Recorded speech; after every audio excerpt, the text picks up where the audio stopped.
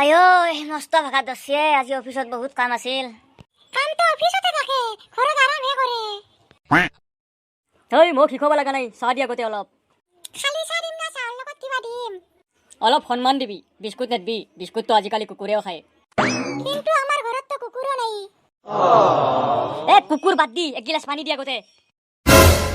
সুদা পানী দিম না নেমু পানী দিম? সুদা পানীয়ে দি, প্ৰশ্ন পিছত কৰবি। মোৰ মায়ে কৈছিল একো কাম পিছক লগি এৰবা নালাগে। হাত জোৰ কৰি কৈছো, তোৰ মায়ে মহান আছিল, ইটা অলপ চাহ দিবি না মোক। শুদ্ধ মনে দি বিচাৰিলি চাহ নহয় আৰু কিবা দিম? মই শুদ্ধ মনে দিয়া কৈছো, চাহ দিবি না ইটা হুৰুজ ডুববা হৈছে। কিয় আজি সূৰ্য চাহত ডুব যাব নেকি? ভগৱান, মই কি সময়ত চাহ খুজিলো হে।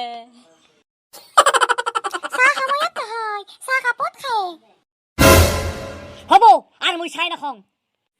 চাহটো খাবাই লাগব, নামেৰি চাপাতৰ চাহ, নহলে বা চাপা দি নষ্ট হৈ যাব। চাফাত নষ্ট হতো থৈ মোৰ জীৱনটোৱে নষ্ট হৈ গেল, সেইটো কি কৰো? মোৰ মায়ে কয়ে যাবি না তই এৰে পৰা?